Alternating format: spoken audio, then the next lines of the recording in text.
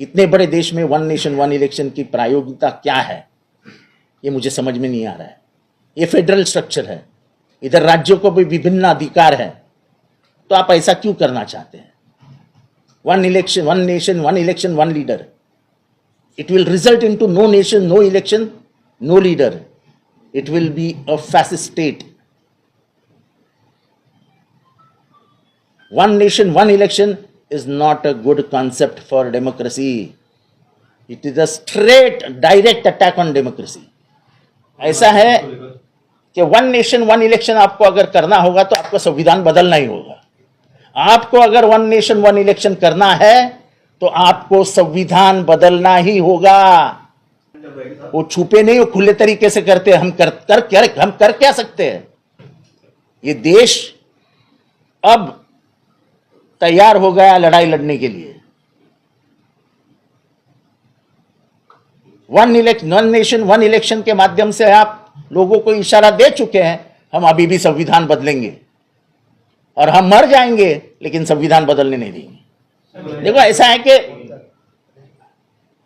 मुझे नहीं लगता उनको इलेक्शन लेना है,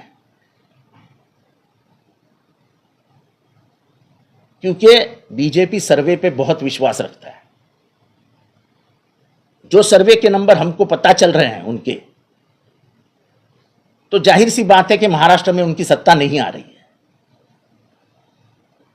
तो अब क्या करेंगे? केंद्र में उनकी सरकार है। अब देखेंगे आज क्या करता है केंद्र बिहार में। केंद्र की भी जिम्मेदारी है। केंद्र में नीतीश कुमार पार्टनर है। नीतीश कुमार के राज्य में यह हुआ है, एक तरफ मुसलमानों को मारो, एक तरफ दलितों को मारो, एक तरफ ओबीसी को छेड़ो। क्या चालू है क्या इस देश में? नीतीश कुमार जी ने तुरंत इस्तीफा दे देना चाहिए। उनकी नैतिक जिम्मेदारी है। जो खुद को लोहियावादी कहते हैं, जो खुद को कर्पूरी ठाकुर के लाइनेज में देखते हैं, जो समाजवादी विचारों के माध्यम से ऊपर आए, एक वक्त के विद्यार्थी नेता हैं, और उनके राज्य में अगर दलित सुरक्षित नहीं है तो फिर क्या मतलब है राज्य व्यवस्था का? देखो, मैंने पहले ही कहा है कि दंगल होने वाली थी, परोपकारी जी ने रुका दी। ये दंगल करने का हेतु किसका था वो पूरे भिवंडी को मालूम है। अपनी राजकीय पॉलिटिकल उल्लू सीधा करने के लिए ये दंगल भड़काने का काम किया जा रहा था। मुझे आनंद है कि हमारे खासदार बाळ्या मामा ने जो भूमिका निभाई, उससे ये दंगल हम रोक सके।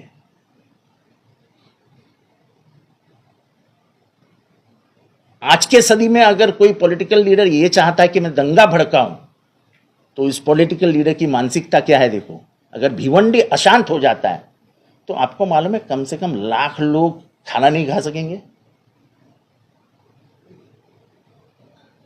क्योंकि जिनका हाथ पे पेट है ऐसे लाख लोग भिवंडी में। इकोनॉमी अफेक्ट हो जाती है। आज उधर कहीं लूम्स अच्छे चल रहे हैं, गोडाउन का धंधा अच्छा चल रहा है, दोनों अगर धंधे मार खा जाएंगे तो कम से कम 2 लाख लोग बेकार हो जाएंगे। 2 लाख नहीं, उसके ऊपर ही कंप्लीट भिवंडी की अर्थव्यवस्था नीचे गिर जाएगी।